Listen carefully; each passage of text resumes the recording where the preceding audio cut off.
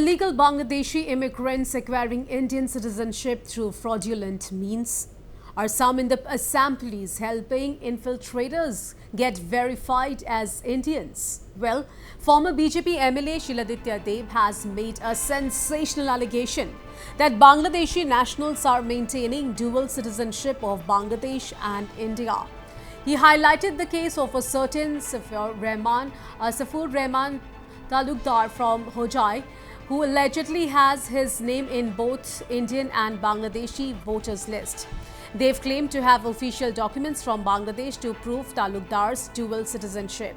Furthermore, he accused some Assam police officers of helping Bangladeshi nationals get enrolled in the Indian voter list. They've stated that this is not an isolated case and potentially lakhs of Bangladeshis may have been enrolled in the Indian voter list with the help of unscrupulous police officers.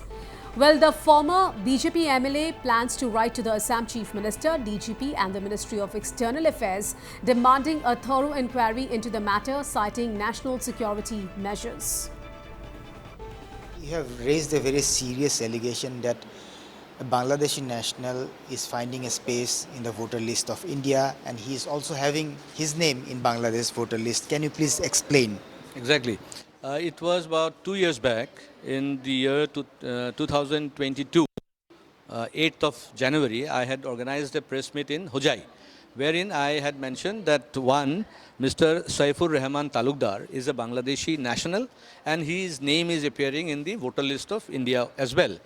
And he is residing in Hojai, in a village, Kopilipar, that's Farmarpar Gaon Panchayat. And we reported this matter to various officials also.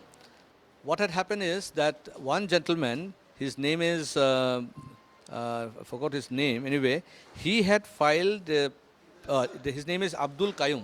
Abdul Qayyum had given a complaint to the SP that this gentleman, Saifur Rahman Talukdar, is a Bangladeshi national and his name appears in the Bangladesh voter list and he had submitted the voter list as well. But interestingly, the matter was sent for investigation and the Inspector Border, Mr. Abul Kalam Azad, and the DSP, Mr. Iqbal Hussain, who are there for the last 3 years, they tried to hush up the matter. They went to the village, written these people and said, you withdraw the case, otherwise you'll have to face a lot of problems. And still when this Abdul Qayyum did not, take away his complaint, they started the investigation and this gentleman, the inspector, Mr. Abul Kalam Azad, he wrote to the Bangladesh High Commission office in Guwahati, the Assistant Bangladesh High Commission office in Guwahati, to find out whether these papers were original or fake. And interestingly, the Assistant High Commissioner Office of Bangladesh in Guwahati, they wrote to the government that these papers were fake and that he was not a Bangladeshi. So I found it very interesting. Why? Because how can a government official, an Assam government police officer, write to the Assistant High Commissioner Office of Bangladesh? Because you have no right, because this is a diplomatic matter. You can write to Home Ministry, you can write to External Affairs Ministry.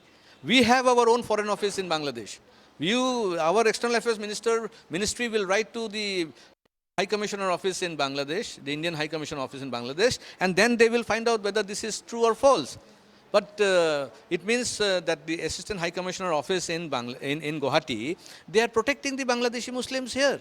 They want the Bangladeshi Muslims to become Indian citizens, and that is why they are involved in such nature of work. So therefore, I am going to write to the External Affairs Ministry that immediately the Assistant High Commissioner Office in Guwahati should be brought under the scanner.